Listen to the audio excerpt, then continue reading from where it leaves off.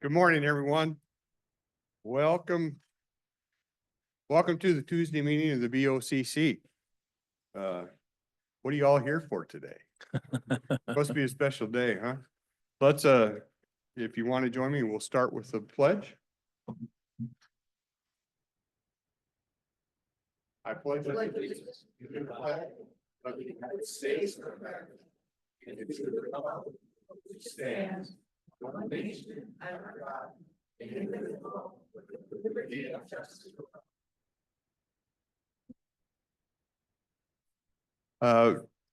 With my colleagues' permission, I'd like to adjust the agenda order a little bit. I'd like to move the oath up to now instead of below consent agenda. We okay with that? Great idea. Okay, so today we have with us, and we're swearing in two new commissioners. We have Judge Evans is going to do the honors, so I'll turn that over to Judge Evans and we'll do that. Are we supposed to say all rise? No, not here. Okay.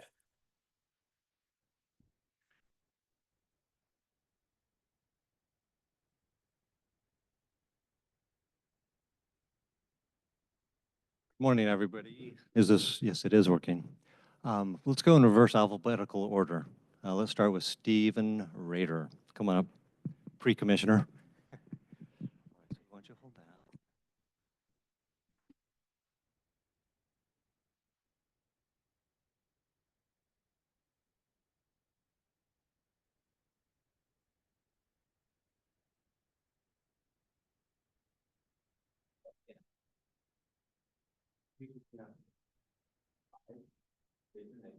I, Steve Rader, Do solemnly affirm do solemnly affirm that I will support the Constitution of the United States that I will support the Constitution of the United States and Constitution and laws of the state of Washington, and Constitution and laws of the state of Washington, and I will faithfully and impartially and I will faithfully and impartially perform and discharge the the duties of the office, Ellis County Commissioner District 1, Cowlitz County Commissioner District 1, according to the law, according to the law, to the best of my ability. to the best of my ability.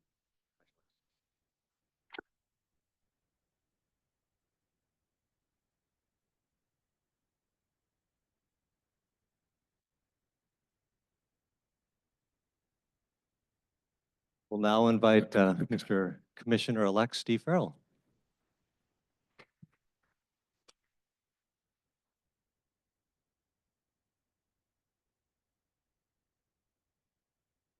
Yeah, I'll hold it like that. Can you do that? I think so. You gotta be able to read that. Okay. That works. Okay. Yeah.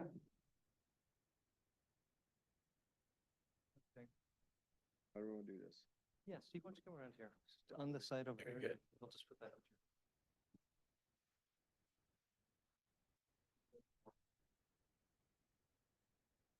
I state your name. I, Steve Farrell, Do solemnly affirm do solemnly affirm that I will support the Constitution of the United States that I will support the Constitution of the United States and the Constitution and laws of the state of Washington, and Constitution and laws of the state of Washington, and that I will faithfully and impartially and that I will faithfully and impartially perform and discharge the duties of the office perform and discharge the duties of the office of Ellis County Commissioner District 2, of Callis County Commissioner, District 2, according to the law, according to the law, to the best of my ability. to the best of my ability. Congratulations. So help me God.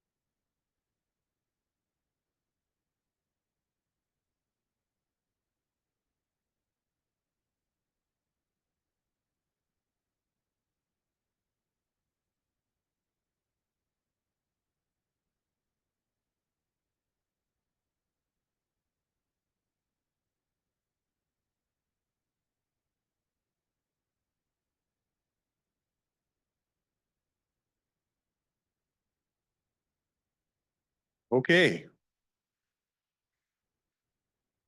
Thank you for all that. Welcome aboard. My two new seatmates. My leaving seatmates, this is their last scheduled regular meeting. I move we adjourn. Yeah, yeah, yeah. You guys have been adjourned for 3 months. Okay, we'll get back to agenda minutes. Commissioner Mortensen. Well, I hope I can carry the meeting off today. It's pretty touching. I did review the minutes of the activities last week and I moved to approve those minutes. Okay, we have a motion to approve the minutes. Any comments, corrections? For me. Seeing none, we'll call for a vote. Those in favor? Aye. Aye. Aye. Motion carries. Consent agenda. I have one request that just came in, item number 5. The request, emergency request for the annex building, the dollar amount has changed, so it's been asked to move that to a motion item. And we have a copy of the contract you'll have to review. It's going down in price, right? Yeah, yeah, like they all do. Yeah. Okay, we all good with that? Okay. Yeah. Okay, let's go through consent agenda. Items 1 through 4 are all memorandums of understanding when we got, it completes the ARPA approved projects, the ARPA funds that were received, all projects had to be set in place by the end of this year. And these items will complete the last part for that. You have to have a memorandum of understanding. So we have one with the Carroll's Water Association. We have one with Juvenile Detention, Parks and Public Works. We have one with Public Works Facilities, Information Technology. And we have another one with Public Works that covers, Public Works had a list of them, and this memorandum covers all those. It gives the Public Works the ability to work projects, not as individual memorandums, but as they come about and as the project is needed in a hierarchy. Item number 5, we're moving to motion item. Item 6, these are the last tax levies for the county and special purpose districts. We have to certify budgets for these areas, and this is the last ones for this year. Item number 7, agreement with Northwest Enforcement Inc. for armed security guard services. That will start the first of this year. From our conversation yesterday, they've already started to transition with staff, bringing them in and showing them, you know, what the operation is. And this contract is an annual cost shall not exceed $542,007.47. Item 8, an agreement number 2, professional service agreement with Gibbs and Olson for on-call water and wastewater management. This is really just a time extension. You've seen a lot of these where we have contracts that end in 2024 and we were extending them out the next year. Item number 2 is contract extension with professional service with Engineering Solutions LLC for as needed landfill gas engineering services. They do gas work. They're designing as our cells reach maturity or get to where they're no longer, we no longer put stuff in them. They're designing vertical wells because they last the test of time, and so they do that work for us. This is actually the last extension of a current contract. So the next time we see this, it'll actually go out for bid. So this extends that contract another year and adds 100,000 to it. Item number 10, amendment professional service with Windsor Engineers for Camelot large on-site septic system. This is a system we had to take over out in Camelot. It extends it to December of 2025 with an increase of 21,300. Item number 11, this is just a time extension, no dollar amounts, with Gibson Olson, extending the completion date for replacing current Woodbrook wastewater treatment plant. So that's a time extension to December of 2025. We have a resolution for the order and levy of for the year 2025 of the Lexington Flood Control Zone District. And we do have a voucher ratification for Drainage Improvement District Number 1 for payments and expenses occurred in October 2024 in the amount of $14,254.64. Vouchers in amount of $7,711,336.46.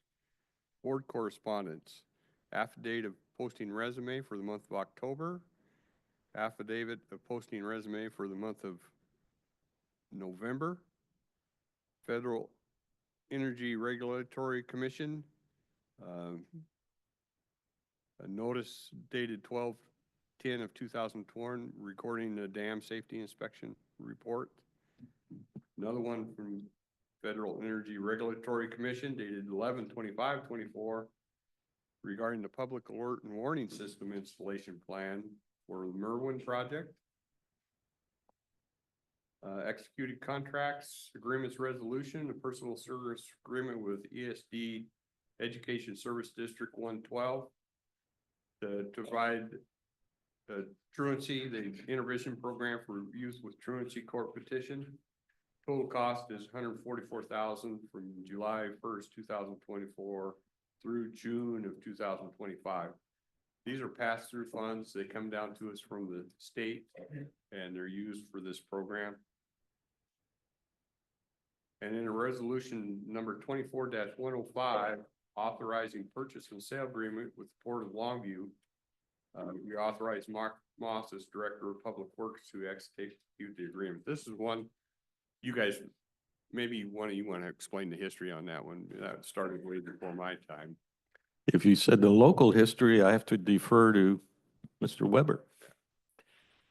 The agreement with the port has to do with our cooperation with their plans to expand this number of rail lines going into the port.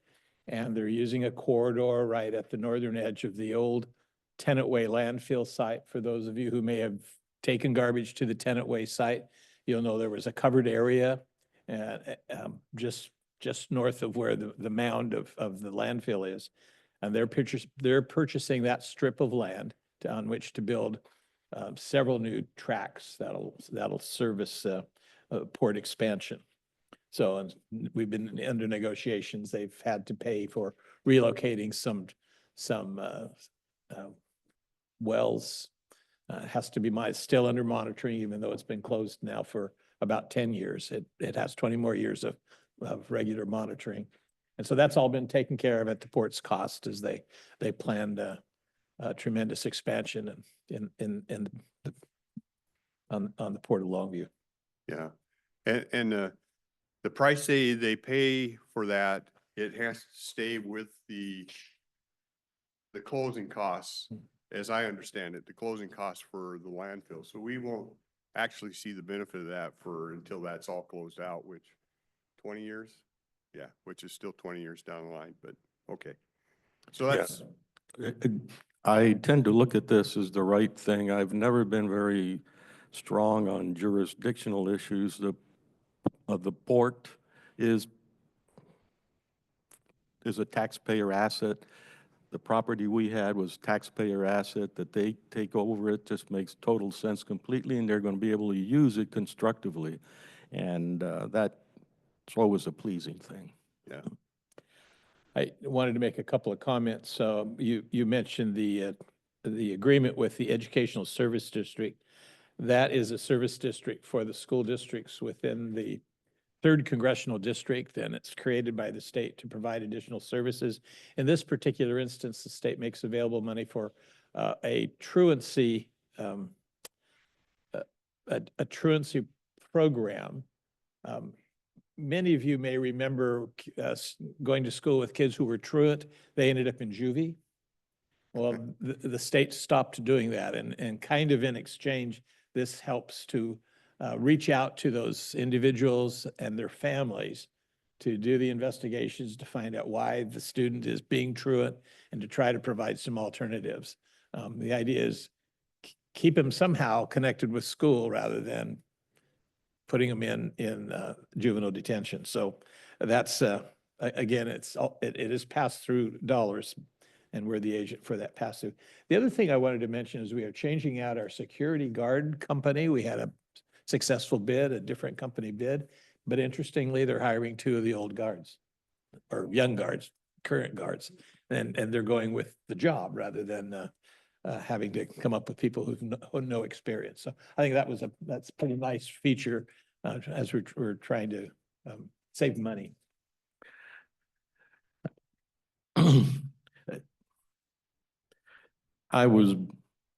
We're taxpayers are going to pay $144,000 to find out what we all know.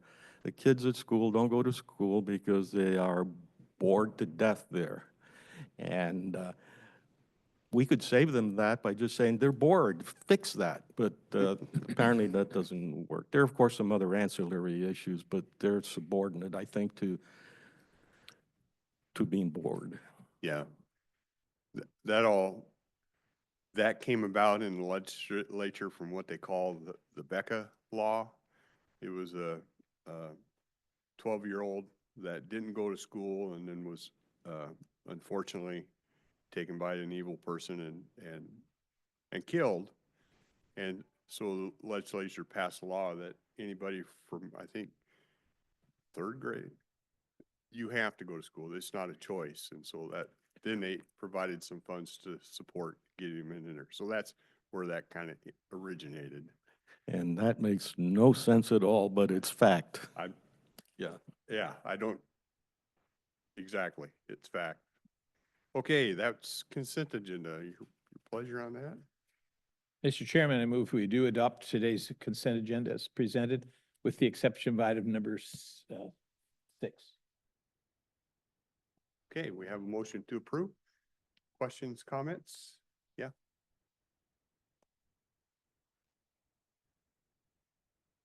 Item 5.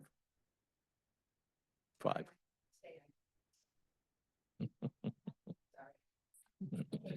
got 2 questions. Number 10. Okay. Okay, thank you. On number 10, with the septic system of Camelot, that is a private area. And I don't understand why the county is going to go in and fix something that it's not a public entity. And why are we spending money? And then as far as the truancy, my husband taught at the juvenile center, and I believe that those kids didn't want to be there, and it is a deterrent for truancy. So I'm for that, keeping that going. I know it made a big difference in those kids' lives because they didn't want to be there, and they had still to be in school. I mean, he taught the school while he was in there. So I'm for continuing that. But as far as the Camelot, I don't understand why the county is going to go in. That was private and it failed as a private. And so we had to take it on. It failed as a private, Uh-huh. and So you couldn't- that's how we've gotten all of our systems. They've started as private and then they've failed and the county picks them up to keep them going. okay, so you know how I'm super cheap or tight wad, you might say. Why don't we give them advice instead of giving them their money? Well, I wasn't part of all when it Oh, all okay. started, but I can just tell you that it was a private system that failed and the county picked it up to keep that service available to those residents in there. Well, then perhaps maybe we need to set a precedence on our planning committee where if they're going to have a development like that, that their septic system is definitely on a most guarded, you have to really look at the plans for the inevitable bloodslide, rainfall, whatever that they have, because I know I'm super, like I said, I'm super cheap when it comes to things. I will But- say that's an anomaly for a horse person, right? We don't talk about that. No, that's a totally different thing. You got me there. So Flo, one of the reasons the county is given the responsibility is we all operate under the law. You heard our new commissioners promise to uphold the Constitution and the laws of the state. And the state gives supervision of all septic tank approvals to the counties. In this instance, that development was approved. The system worked just fine. The developer left. He was the one with the expertise on operating the system. So the maintenance, the maintenance kind of fell to the wayside and it began failing the regular test. So that's at that point, and I may be a little bit off, but it was about 7 to 10 years into the development that the Oh, state okay. basically said, the Okay, system's and failing. You've got to save them. I totally understand that. But if my septic system failed, would you guys come and fix mine?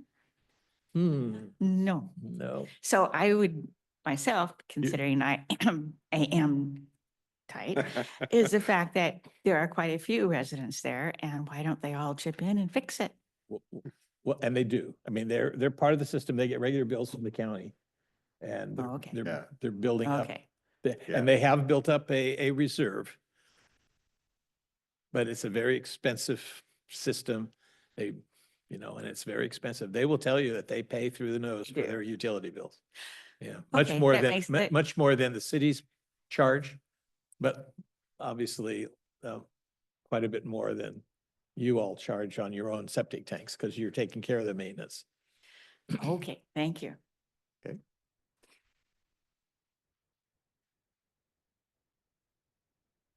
Flo and I are friends, so I can give her a hard time like that. That's-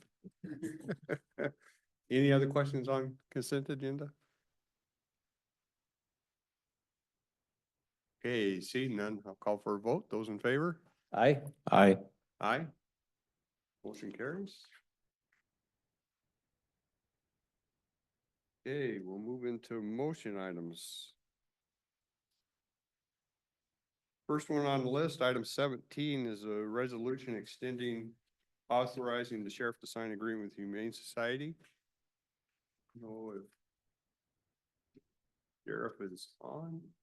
He's online. We got right back there. Okay, come on up. Well. This is our local Humane Society is in the process of being, building will still be there, but it'll be run by Clark County.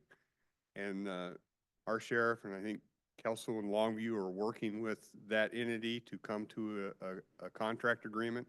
While they're working through that process, this extends our current agreement that we signed, I think, last year, whenever we signed that. Am I pretty close on that? Yeah, that's an accurate statement. The sheriff is on and was going to answer questions if he had any, but yeah, we're just extending what we're currently doing until they can finalize between the two humane societies. Yeah.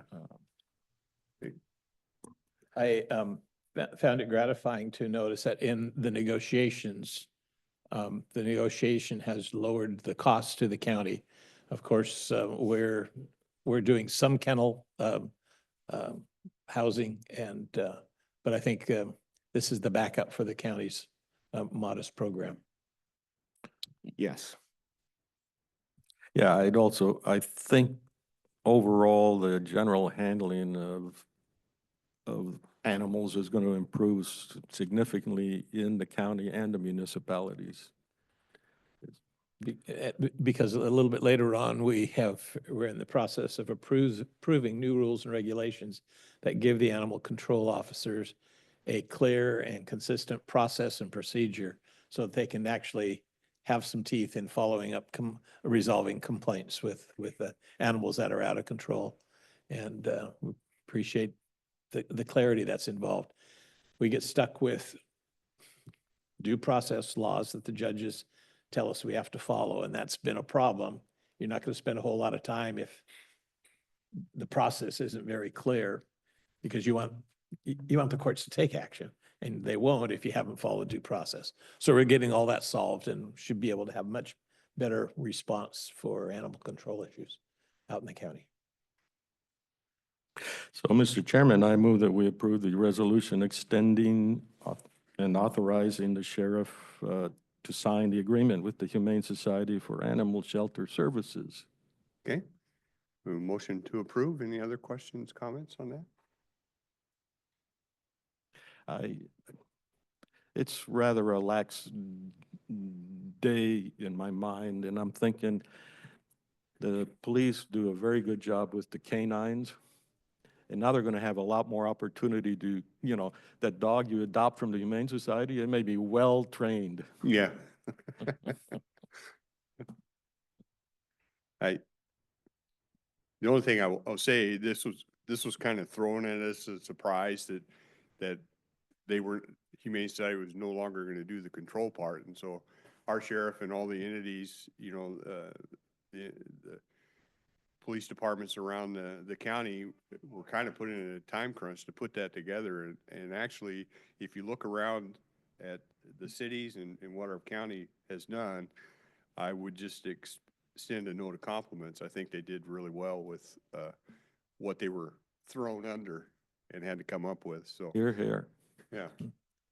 Okay, we have a motion to approve. I'm seeing no comments. We'll call for a vote. Those in favor? Aye. Aye. Also vote aye. Motion carries. Are you taking on 18, the fees too? I am. Okay.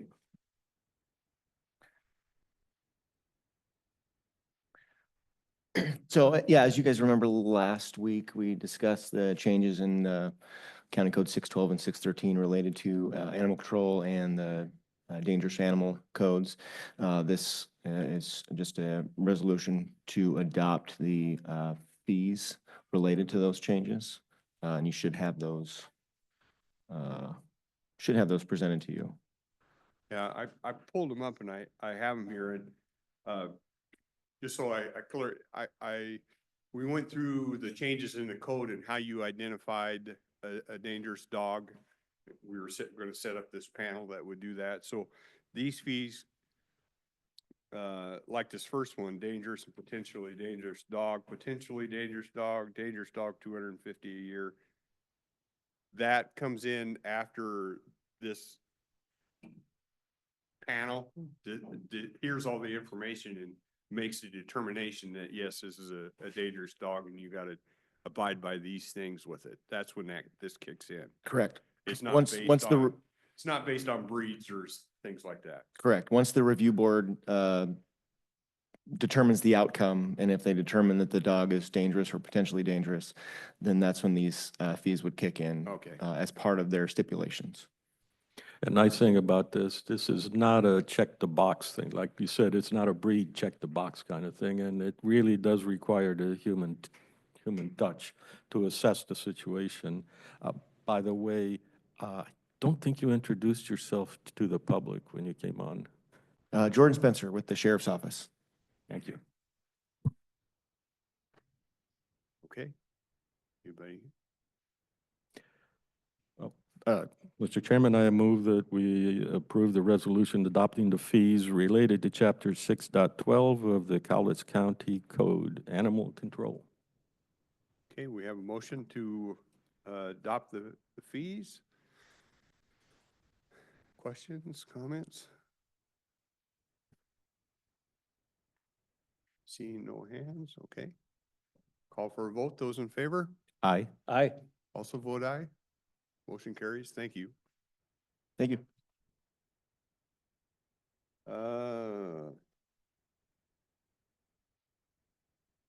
Item 19, Health and Human Services. There she is.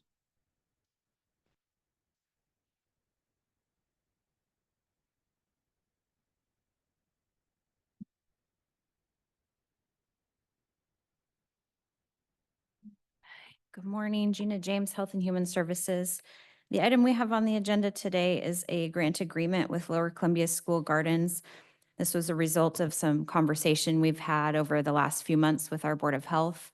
Our Board of Health ended up recommending to move forward with entering into a grant agreement in the amount of $150,000. This agreement goes from January of 2025 through December of 2025, so a one-year agreement. And it's to support and maintain the 20 school gardens that Lower Columbia School Gardens currently has to help support the maintenance and programming that they offer. It's within all of the middle school and elementary schools within the Longview-Kelso area. So this is a program from the state that focuses on nutritional education, nutritional health, and working with the school kids to, learn about proper nutrition and how you can grow the food yourself. And I'm not sure if it's a program with the state, but Lower Columbia School Gardens has been doing some of that programming, working with families and kids to help engage in those activities. This, for me, is a very complex issue because it attacks the heart and the brain.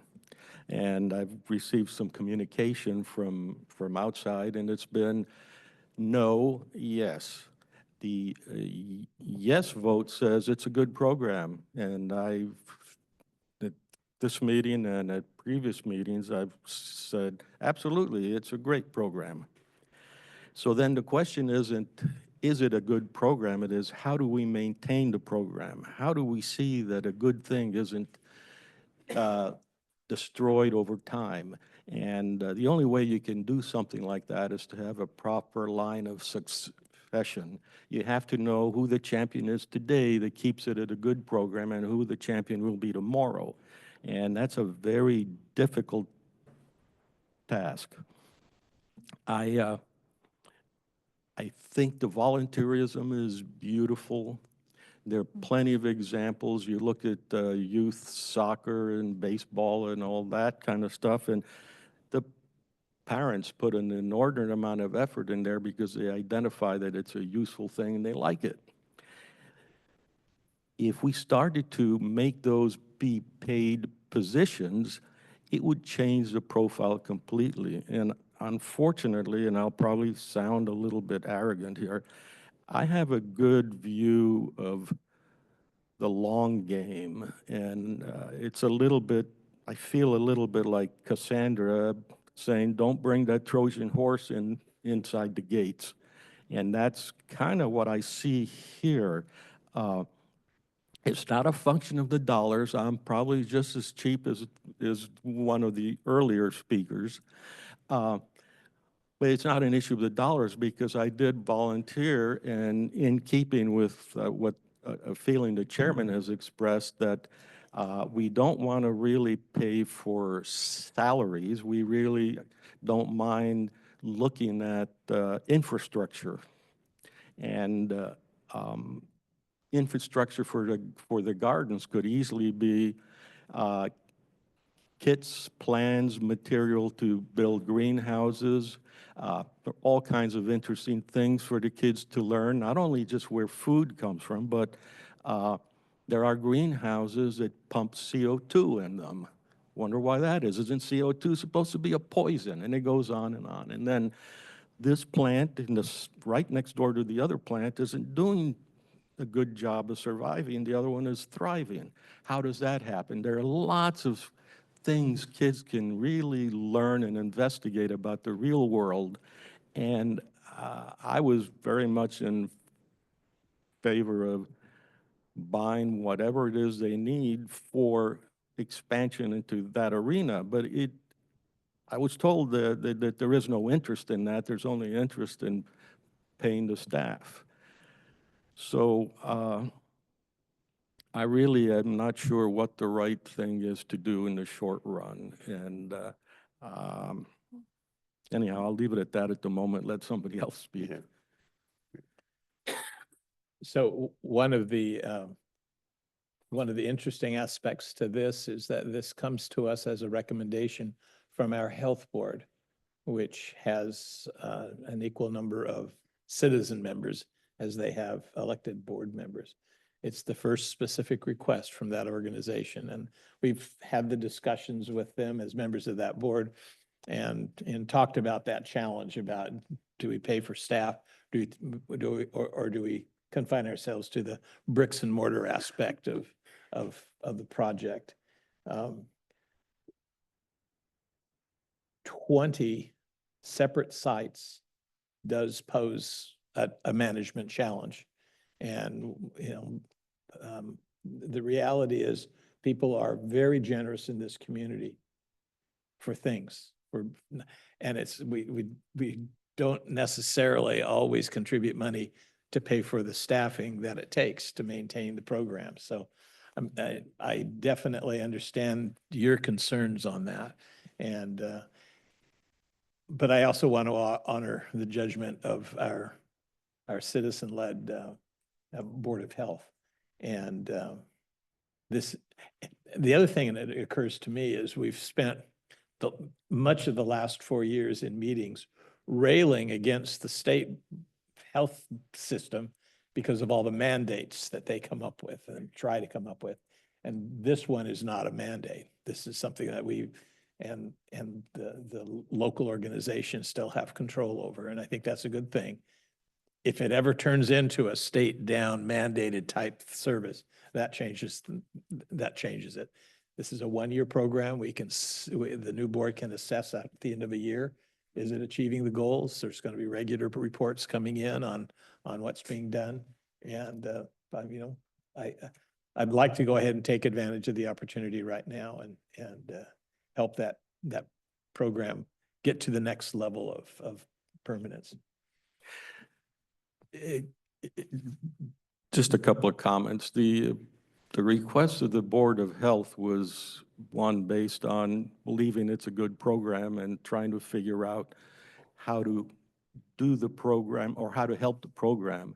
There wasn't specifically detailed discussion about how to do that. In fact, we asked HHS and Ian to collaborate and figure out what kind of a program thing they would like.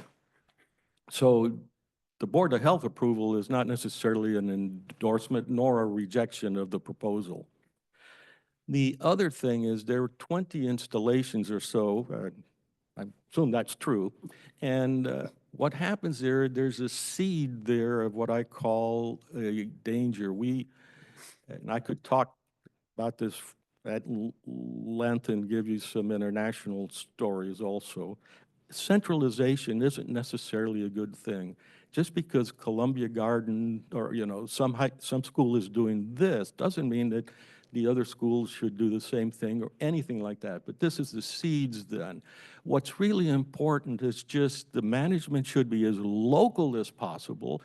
And the important fact is communication.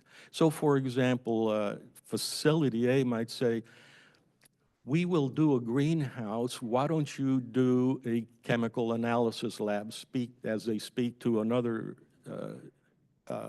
school garden program?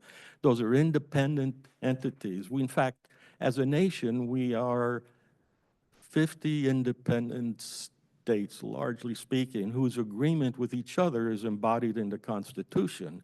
We don't need the federal government to tell Washington State how to behave because Oregon State behaves this way. So I think we want to be careful of these arguments. Anyhow, enough said. My thoughts on this program, as Commissioner Mortensen has stated, I've had people come to me and they're on both sides of the ledger. How I'll say that is, I don't believe I've had anybody approach me that does not like the concept that this is happening in the schools. I think it's a good thing for students, and as I've said before, Lord knows they could take away some of the nonsense they teach in schools and put it over to something like this, and they'd be much better off. So I haven't really run into anybody that I think has issues with the concept of this. I have had people have issues that we're paying for labor and stuff on this. And I have some of those same issues, because once you open that door, it's very hard to close it. And so that creates a concern. What I will tell you, I will support this for the year, but if I see it being abused, I'm not one of those people that has any problem closing that door next year if it's starting to show abuse. I don't think it will. I think Ian's pretty good. I 100% agree with Commissioner Mortensen, and I hope Ian has somebody as strong and as enthusiastic and as principled as himself to follow this, because that's what will guide this program. You know, it really depends. I worked for some large corporations and stuff, and anytime you have a leadership change, you could feel it all the way down. It really matters how things. Our founding fathers understood that in our government. They said if we don't have a moral government, it'll destroy itself, and you're seeing some evidence of that. A lot of evidence of that, and that principle. I've seen it in the companies I've worked for. I've seen it in committees. I've seen it in projects. So that it's absolutely true that the strength of who comes on behind that, you need to have a succession plan, and you have to have somebody that's as strong as the initial driver to keep this going. So that's just some words of caution, but I will tell you I will support this for this year.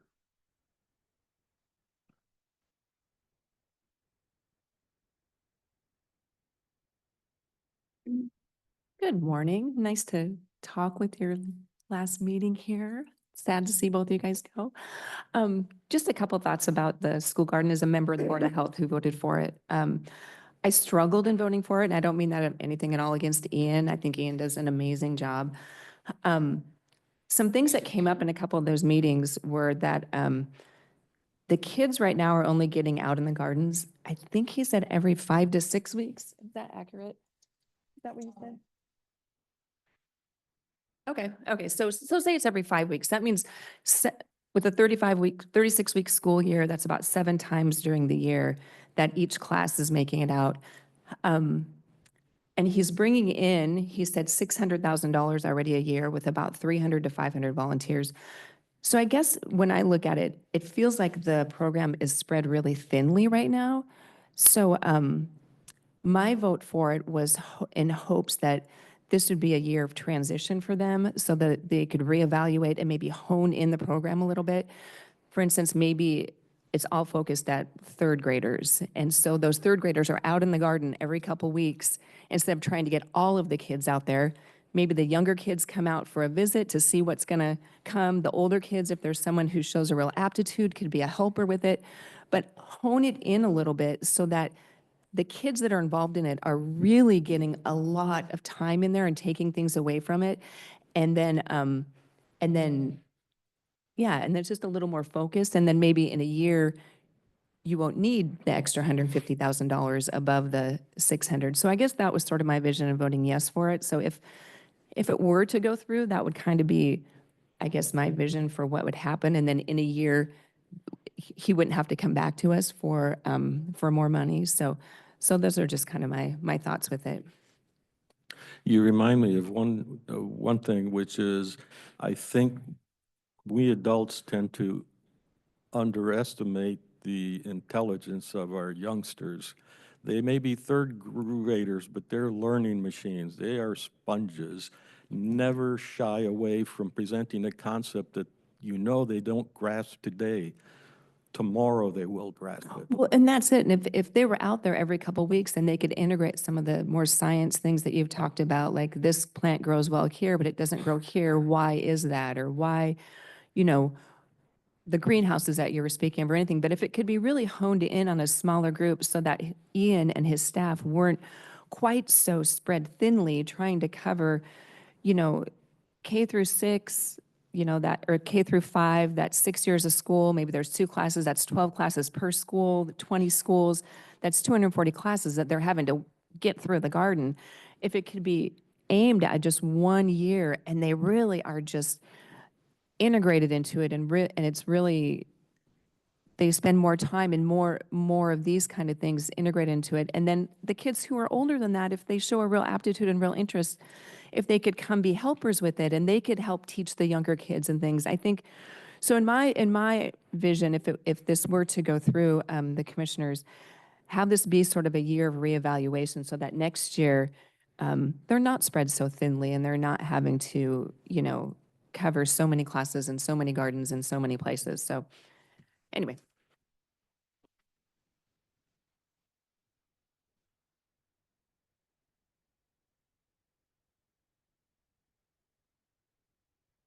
Good morning. I'm Ian and I am an employee at the School Gardens. We're really grateful for this opportunity. One, to ask for help. We need help doing what we're doing. And two, just to sort of share and hopefully like raise the level of understanding.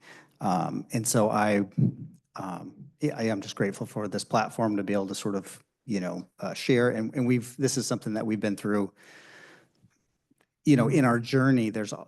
We have the misconception that we're still working on, that is, I hear that the schools have gardens now. That's great that the schools are doing that. And we have to say, no, the schools aren't actually paying for that. It's a community-led project. So people are still understanding that we're not district employees. And I also I think I just heard about the $150,000 being in addition to the $600 that it takes to run it for a year. And I just wanted to make sure that we know that we're not asking for money above that budget. We're asking for help meeting that budget. And we have, shaved and honed what we do. And so that's the help that we're asking for. And it is a remarkable program. And we hear that, from the people in this community, but we also hear it from around the state and around the region. And that program that we've heard a lot of positive comments about has been built with a lot of volunteers and community involvement. It's also been built with staff. So we have had paid staff since 2010. And if we hadn't paid staff over the years and built a team, then we would not be talking about this today. A few of the schools would probably have gardens.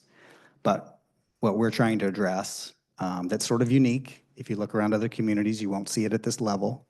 The thing that we're trying to address is does every kid, no matter what neighborhood they're in, no matter if their school has a functioning PTO or not, no matter if the adults in their lives can pull it together or not, do they have these opportunities to plant a seed, taste real food, cook, that sort of stuff. So we have done a lot of research and a lot of conversations with people doing this work. We've learned a lot of stuff the hard way, and we've learned a lot. And so I appreciate the compliments to the program, and I also am asking for some level of trust that we reevaluate what we're doing all the time, but we know what we're doing. We're good at it. And we've tried a lot of different models, and we do get a lot of advice, and we appreciate that. But generally, we ask folks to sort of come along and really walk with us for a while and actually see it in action and see, oh, here are the needs.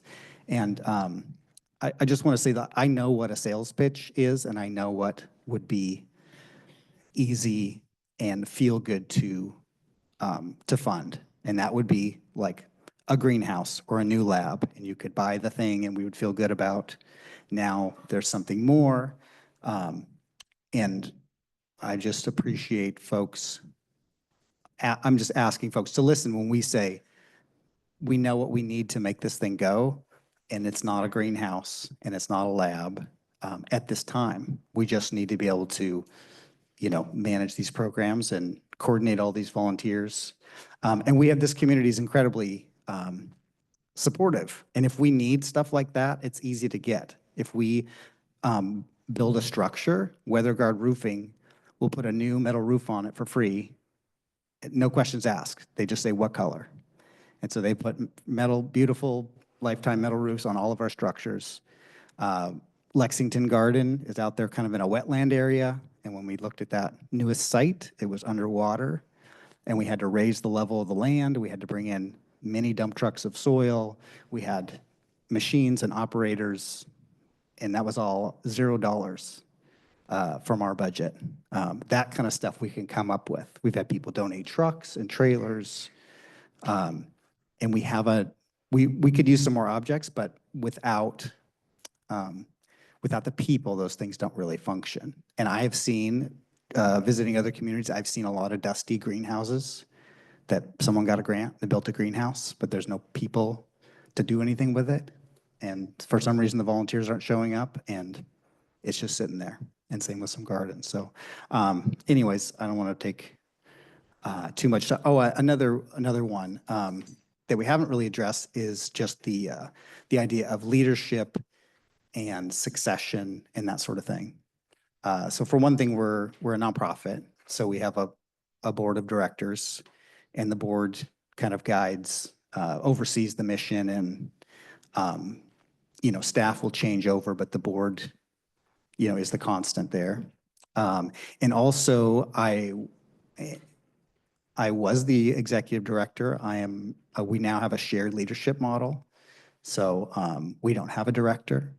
And I know that you don't see their faces as often or hear their voices talking in meetings like this, but we've got a really strong team of people who really know what they're doing and who are guiding the vision and making stuff happen every day. And so I feel like that's something that should be more in the front. So, and we are very aware of what happens when a project, is started by a person, and then we call it the run over by a bus clause. When that person is run over by a bus, what happens to the program? And you have to have a plan in place, a realistic plan to go forward without that person. And so we're super aware of that, and we're on it. So I'll stop there and give somebody else a chance. But thank you for this. Couple comments have come in on our chat. A program of this size is not able to run without leadership. As a former parent and part of the group that initiated the school gardens program, we know that kids move on to the next level and parents drop out. Parents can be helpful, but we cannot count on them for the leadership, especially for a program of this size. Another comment, my daughter brought home a bean plant when she was in the 2nd grade from her school garden. We have been growing beans from that plant for the last 3 years. And she takes so much pride in her plant, and every time we have a meal that includes the beans, a very cool thing for her to say, this is because I grew the bean in 2nd grade. Such a valuable program. So that's a couple comments that came in over the web. Go ahead. Thank you. Regarding the program, I think all of us in the community realize the value of the community garden program and the things that they've done for our kids under private volunteer resources. Now we enter a new realm that is another learning experience. When you go for public funding, there is another level of scrutiny that comes in that we should expect. And so I'm just saying is that public funding says that we should expect a quarterly report to the health board as to how they're expending the money, what good it's doing, as part of the respect and responsibility to the entire Cowlitz County taxpayers as an example and as a lesson. Thank you.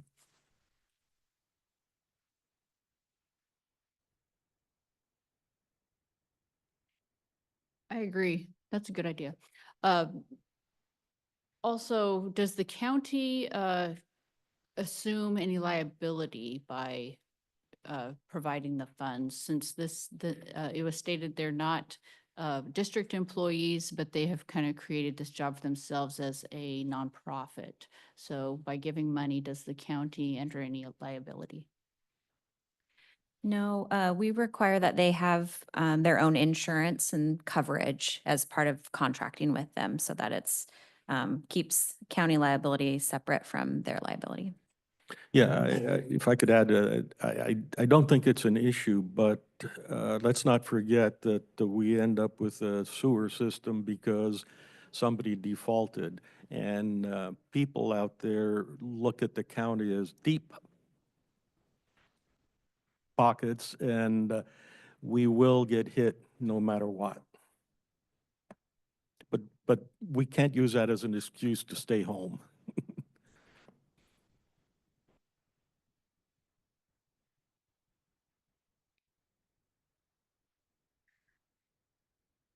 My name is Pat Reistroffer. I'm an educator. Excuse me, I was an educator in the Kelso School District for 40 years. When I retired 14 years ago, I became involved with Lower Columbia School Gardens as a volunteer. Since then, I have put in hundreds of hours volunteering at different school gardens and various Lower Columbia School Garden events. I have served on the Lower Columbia School Garden Board for 12 years, and I'm finishing my second year as president of the board.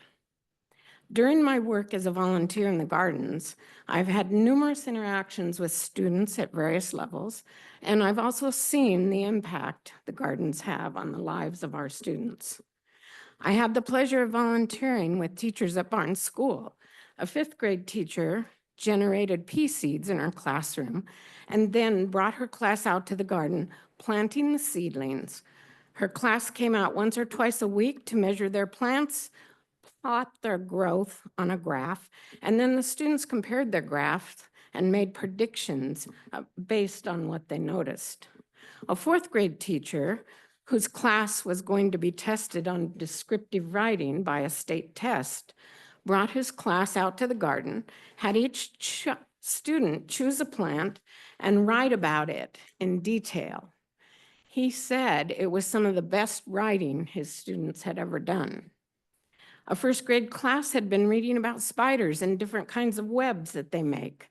The class came out to the garden and found real examples of several of the webs.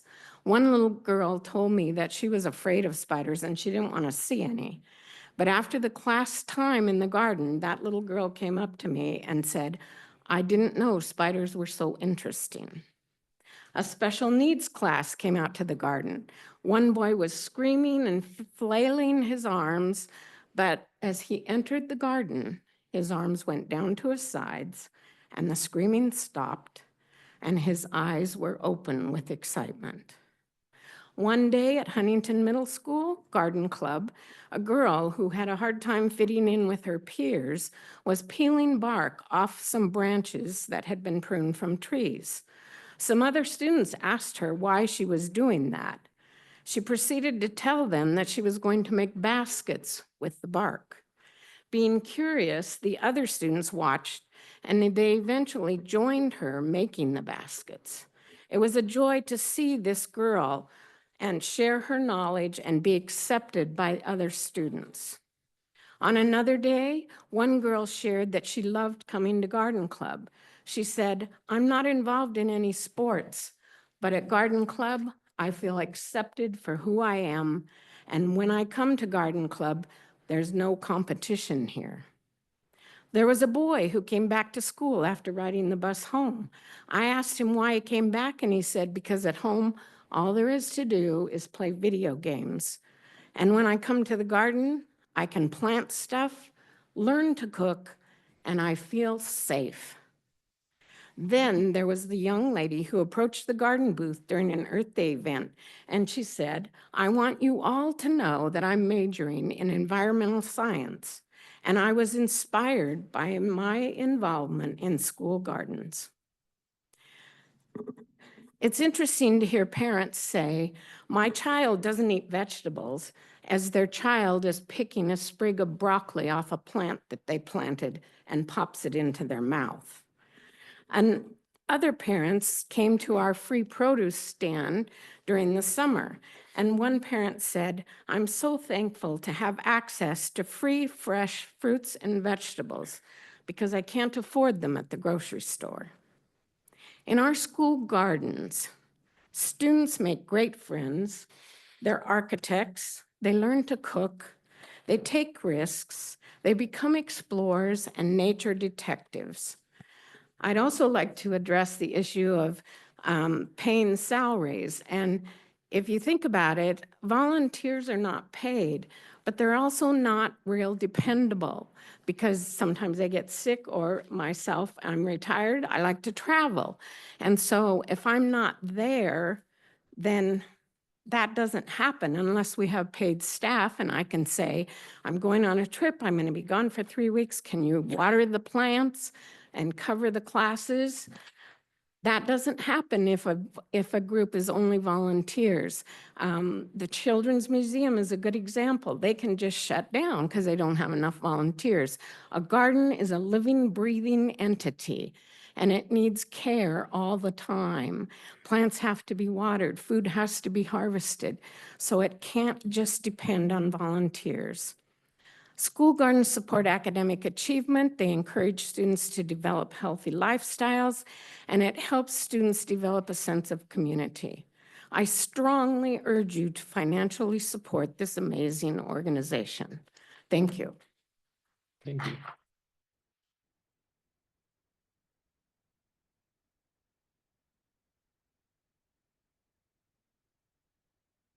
Good morning.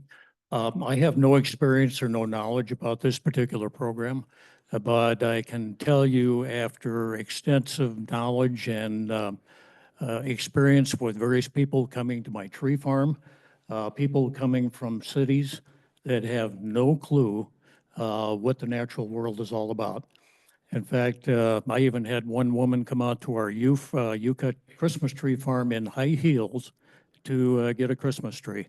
And no, Dennis, I wasn't your wife. Yeah. I've had a lot of school excursions out to our tree farm. Kids coming again from the cities, they had no idea what the natural world was all about. So I see this particular program as something that would be a good opportunity to introduce an awful lot of kids to being able to become self-sufficient, to understand the natural world. And yes, it's all about seed planting. That seed may not be the bean that we're talking about. It may be a future in their life about things that they may want to do. So regardless of, it sounds to me like this fellow Ian has got his act together. I know something about trying to develop a succession plan, and I will tell you that growing lettuce is a lot more interesting than politics as far as finding successors. So I would encourage you to support this program. Yes, take a look at it after the first year, but I think that this would be a good investment in our future here in Collins County.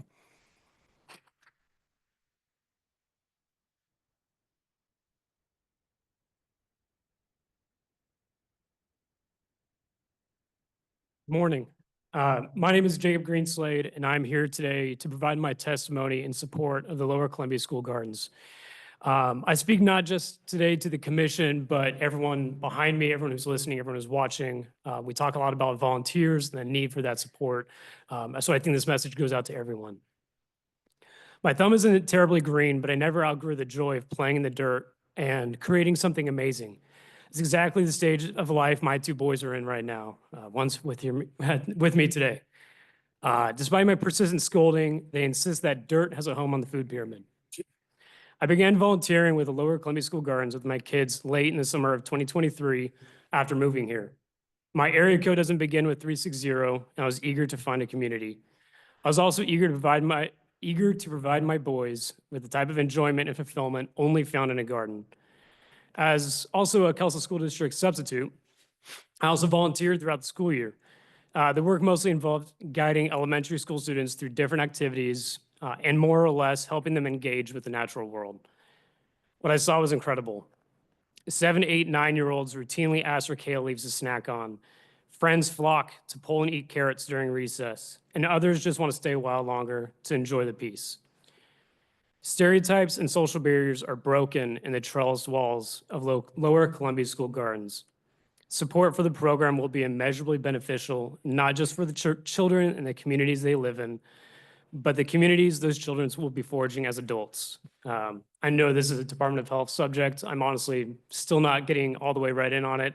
But when we talk about health, I want us to not only consider the nutritional value of the gardens, but also the mental health value, something that we need to see much more of today and be building into our dialogue.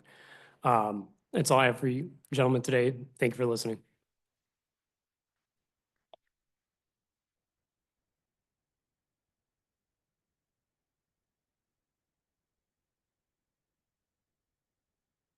Anything else?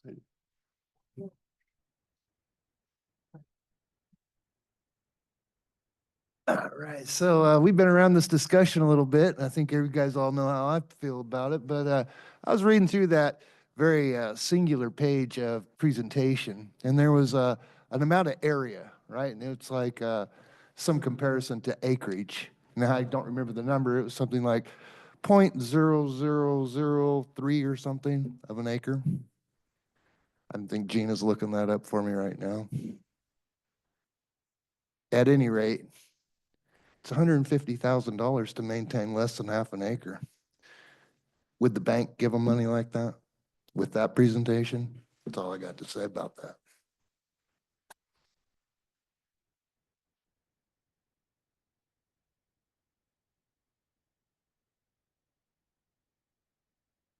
Good morning. I'd just like to say, as a person who supports the garden program, that it does seem to be, it's a great program. I don't think anybody has said anything about that. When I first initially started thinking about supporting a program like that, the number was $50,000. That was the number that was on the budget. I know it was just a plugged-in number, but the ask came back as 150. And I thought, nobody said anything about that. It does seem quite a bit. And I'd also just thinking of numbers, if the overall budget was 600,000, they're getting 150,000, that's a 25% raise. I don't know of anybody getting 25% raises, so I'm not against the program at all, but it might be something that the commissioners could consider if there's a possibility, as Commissioner Martin says, when the government gets involved, it can fail. Well, maybe by starting with a lower amount, it would be a less of a failure. Other than the money, I do support the program, but I wanted to raise that it jumped up quite a bit from what I was originally thinking of. So I'd like to say a couple more things. This is, if the program is so good, it should be funding itself with all the voluntary contributions. This is classic entry into, this is a good thing, so I want you and you and you to pay for it. The testimonials are something that I wish people would just understand.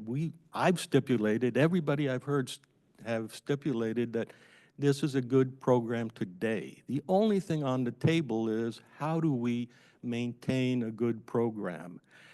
We're bypassing all kinds of other detailed issues, like why isn't that part of the curriculum in the first place, and many such issues.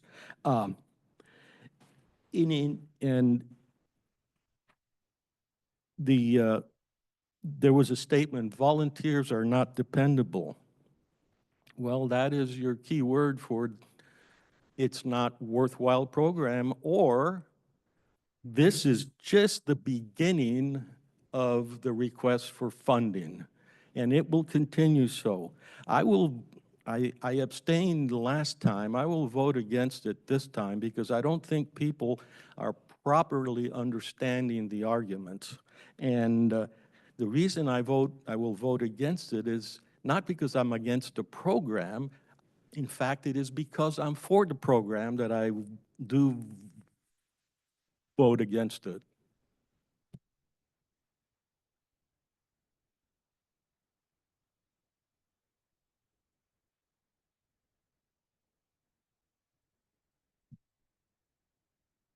I too, Commissioner Mortensen, am for this program, but I don't believe it belongs where it is here.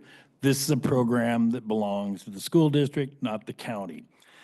And you three are elected officials, and you two over here are about to become elected officials when January 1st at 1:00:01 second becomes time of now. I can't wait. But government, you know, what is government here for? Government is in the business of providing a service. I'm an elected official also. We provide a service in the entity I'm on a board of. But we provide fire and ambulance service. We don't provide garden service. And I can tell how this vote's going to go by the discussion from you three commissioners. It's real easy. So it's been a big waste of time other than everybody who gets to say what they think. And everybody in the back of the audience, because every person that said something here, I've gained a thinking and talking point of what they've said on both sides of the street. But one thing we've missed, the little girl that saved the bean, took it home and saved the seeds, and the kids in the 5th grade that planted the peas and saved the seeds and took them out to the greenhouse. I would hope that whoever's in charge of that program would point out that those two activities are very illegal and they would cease and desist. And as a farmer, I'm saying that. I think it's disgusting you can't save your own seed, and that's got nothing to do with you guys. That's gone way above the Supreme Court of the United States. But these kids are being taught to save seed, and you can't do that. That's against the law. So just a point to think about. But no, I'm really divided on this. I mean, and as those of you who don't know in the audience or on KLTV, I'm a farmer. And I think there's nothing better than this, but I think this is the wrong way to get from A to B to C. We're going down the wrong road, and I'm really sorry about that. Thank you.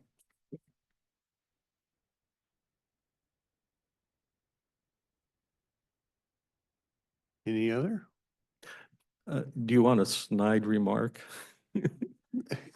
This is your last public meeting. You make any Well- remark you want. Well, I was musing. I mean, I really respect everybody that's trying to get this program going.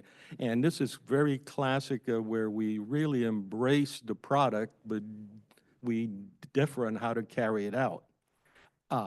But if I didn't vote no for it, what would the Daily News print? That's true. But we've already had your retirement, so I can't take that quote in there. Yeah. Yeah. Your guys' pleasure.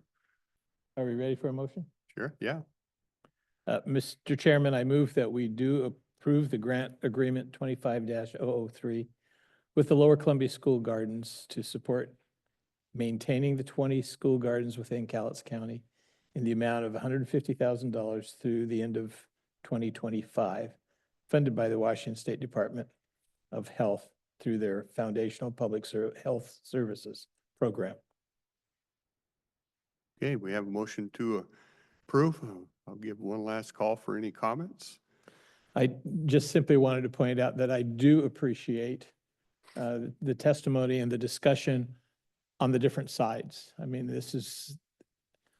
I will disagree vehemently with the previous speaker that this public discussion is not a waste of time.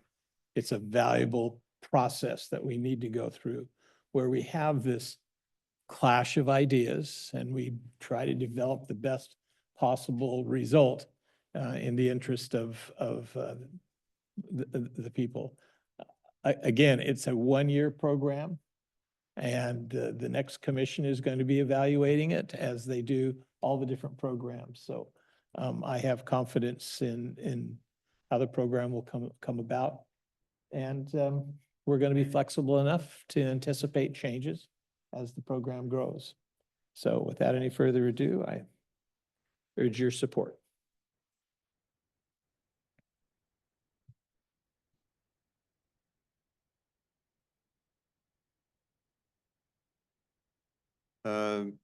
One other comment came in on the webinar chat, and I don't want to get into a big discussion on this because it's kind of outside of what we're looking at. Open pollinated, non-patented seeds are used by the organization is not illegal. I have no idea, but that was a comment. Okay, see nobody else approach. We'll call for a vote. Those in favor? Aye. Aye. Opposed? Opposed? Motion carries. Thank you, Gina. We've moved item number 5 from a consent agenda over to a motion item, so we'll bring that up right now. Wait, on that last vote, isn't there an age adjustment?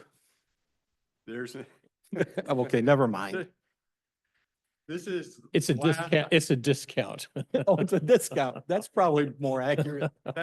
That reminds me, I should bring it up one more time. I am, at this point in time, the youngest commissioner. That's about to change.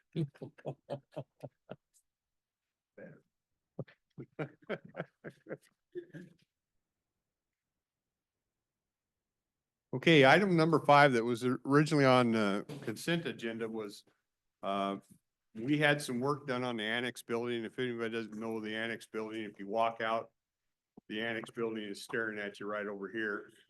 We are doing some roof work, replacing the roof. We had done some air conditioning units and we experienced some leakage, some damage. And we asked our departments to not wait for the insurance. Let's fix this thing because we have some plans for it, and then we'll do battle with the insurance. So that's what this motion is about. And I think we moved it because originally we were guesstimating about 105, and now we're about 140, Correct. right? Yes. Okay. Shelley Pierce, Risk and Safety Manager. In accordance with the recommendation of our risk pool, a site inspection was conducted by the assigned adjuster. Following the inspection, a joint meeting was convened with the adjuster and the contractor, during which modifications to the scope of work were reviewed and mutually agreed upon. As a result, a revised proposal for mitigation and restoration was developed, incorporating the professional recommendations provided. The updated proposal reflects an increased cost estimated of $140,000 with an updated anticipated completion timeline of 12 to 16 weeks. All funding will be recovery from insurance claim already filed. Why it was important for the commissioners. I'm speaking for them. They obviously could speak for themselves, but is we're moving the Office of Public Defense into this building. We're paying a lease, a month-to-month lease right now, and it will be quite a cost savings to have them into this building instead of the separate lease we're paying. So we felt, and you guys can correct me if I'm saying this wrong, we felt as a commission that let's get this building, let's get it fixed, and let's get that going, and then we'll deal with insurance as we come along.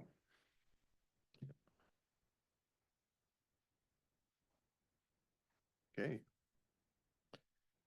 So Shelley, I understand you feel pretty comfortable that it's going to be covered by insurance. So the money that we authorize today will be made up, not out of tax revenues, but from insurance proceeds. Correct, and our adjuster is confident in that as well from the risk pool.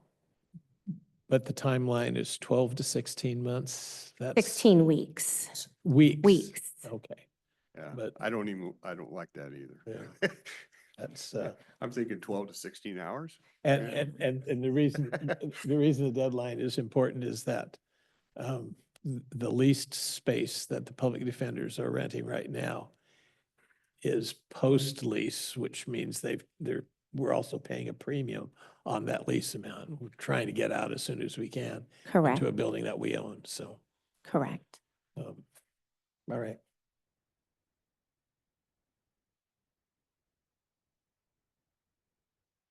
Your pleasure on this? I move that we approve the request for emergency contractor purchase. Any questions, comments on that?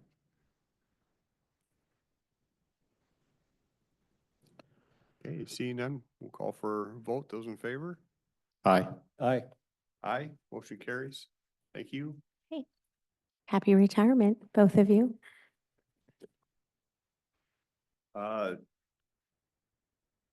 Upcoming events, one, I think, one that I'm looking forward to, and we've had them in before, but it's always been, the last time it was a good discussion. I think it'll be good discussion again is January 29th, Wednesday, January 29th at 2:30.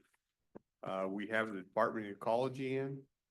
Last time I chatted with them, they were going to try and bring Army Corps with them. I don't know if that'll happen. But I think that would be a interesting, meeting and worthy of attendance and discussion. With that, I'll open up public comment. Anything you want to talk about? I'd like to support what you just said. Department of Ecology, I think we mostly recognize as an obstacle. It really pays to have this room full when they show Yeah. up. And if you listen to us enough, you know I'm not a fan of Department of Ecology, but when I talk about Department of Ecology, I'm thinking of the top tier that kind of presses down on what they want to do. What we're having here is the people that are local, and I've met with them enough that I think if they had the authority, they'd do anything they could to try and help us. They just are kind of, in my impression, they're kind of pressed down on from above. But I think with your presence, you can inspire them. I'll go back a little anecdote. The WIRA 2526 went through an issue where I finally got on the board as a citizen, and they had at that time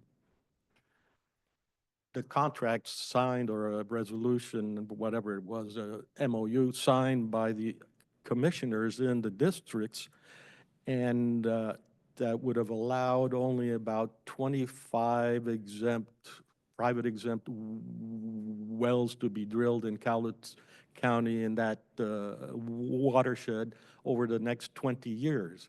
Well, finally, citizens said, wait, and then I got on, and make a long story short that is pertained to this, we had Department of Ecology in the meetings, and in pretty short order, the Department of Ecology representative was a decent individual and began to think, yeah, you know, they got a point.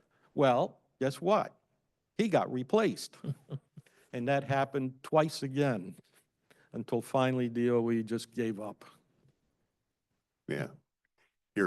Your presence does make a difference.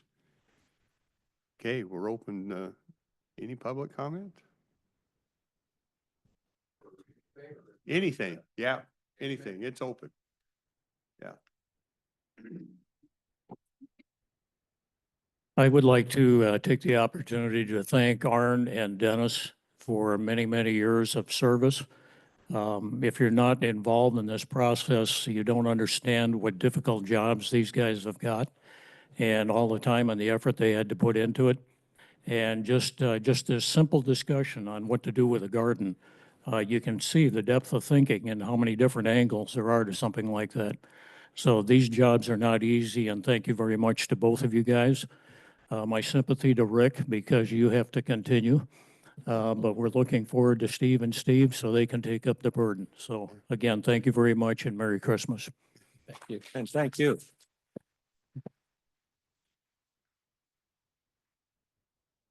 Yeah, I learned from Representative Walsh on Thursday that these guys get congratulations. These guys get condolences. Come on up, yeah. Morning. My name is Steve Brabham. I was in here last week and just asked some general questions about on how to maybe do a proposal or something. So I went home and worked my tail off and got some information together for you. And I just wanted to bring it in and give it to you or present it to you or so you can look at it or whatever. It's something that's I think is really important, and the proposal and the language that I put in there, I think is something that's very, it puts more meat on the bone. So if a person does have a problem, law enforcement or whoever can help you. I really appreciate it, the opportunity to be able to do that. I'll turn these over to the young lady there. If there's any questions or anything that anything else I can do to help it or anything, I have my contact information on there, and I'd be more than happy and more than willing to work with y'all. Okay. With it. You want to share just a real brief synopsis of the issue that, What it is it's a, I'm wanting to change the language, well, add to the language in the Cowlitz County Code in regards to target shooting and trap shooting within, building a buffer zone on the Cowlitz River. For several different reasons, protection of livestock, protection of the bald eagles and golden eagles and all that. Also for safety of people on the river. There's been, every year they do the annual float from Castle Rock to Gearhart Gardens. I think it was the second week of July or somewhere, right in there. There was probably 400 people down there, and a person down on the corner down on Sandy Bend was out there trap shooting, and people in their kayaks were getting coupled with shotgun BBs. It's uncalled for. And there's other instances of people that target shoot, they target shoot towards the river. Accidents happen when you're shooting at that river. I mean, I was side drifting coming down from Camelot, coming down through there. There's some people in one of their little fishing shacks there. I drifted on by them, and then probably me and Larry got by them probably 60 feet, and then all of a sudden now they're sitting here shooting into the water behind us. I think it was they were trying to scare fish away from our bait or whatever. I don't know. They're worried we're going to catch all their fish or something. I have no clue, but I mean it's just absurd. And so this, what I proposed is just building that buffer zone. What I put on there was a 700-foot buffer zone that you can't target, you can't shoot. I took language from DNR that you can't shoot over, across, up, down, or anything within of the river in that 700 foot. It's not trying to take away anybody's rights to protect their property or their pets or their family or their home or anything like that. You can hunt on your property, provided you're doing it in accordance with the Fish and Wildlife rules and regs. It's just a buffer to try to, if somebody is target shooting or something, that you're far enough away that it's not going to impact somebody that might be drifting down the river fishing, might be drifting down the river just for a Sunday stroll or sitting on the beach having a picnic. And the river is very popular, and you all know that. I mean, it's used by thousands and thousands a year. And I think it's something that is lacking from that type of language is lacking in the code. There's just really not much in there. And so I just got really motivated about that part of it, and I would really appreciate y'all's support of it. I think it would benefit a lot of people, and the biggest thing is keeping wildlife and keeping people safe. Accidents happen, and we don't want to see an accident happen. I mean, I couldn't believe some of it. It just, I mean, the people just get, knothead. Okay. They just do. So anyhow, I thank you very much for that. I'll pass these over here. Clerk will get it, and she'll make sure the new commission gets copies of it. Yeah, I made copies of it. Well, she'll make sure it gets out, and then typically we'll end up with a workshop, and we'll probably have you back. Okay. Okay. Thank you very much. Yeah. Y'all have a good holiday. thank you. Chris. Anything else from the public? Okay. Before we get out of here, one last time, I'll thank these gentlemen for 2 years it's been a pleasure working with them. I've appreciated everything they've done over the years. This is, as you sit here, it's frustrating at times. It's not easy at times. You're trying to weigh a lot of things, and so I've appreciated the way they've handled themselves, and I'm sure the new commission will do fine also. But I will, probably the only time I'll publicly admit this, I will miss these guys, and That's why the shooting ordinance says, we want you to miss us. yeah, I just want to make sure that gets on print. So. Yeah. Well, Rick, I do want to thank you. I definitely have appreciated your role, and I've learned a new use for the word nitwit. I got him to say it. I've been working on that forever. I called Department of Ecology and I'm talking about the big nitwit one night. And, I've been trying to get him to come up with it during this. So we finally got there. Anyway, we appreciate your attendance. God bless. Have a great holiday season. And, I think the next public meeting you'll see, will be a couple new faces. So we will adjourn. Thank you. Thank you.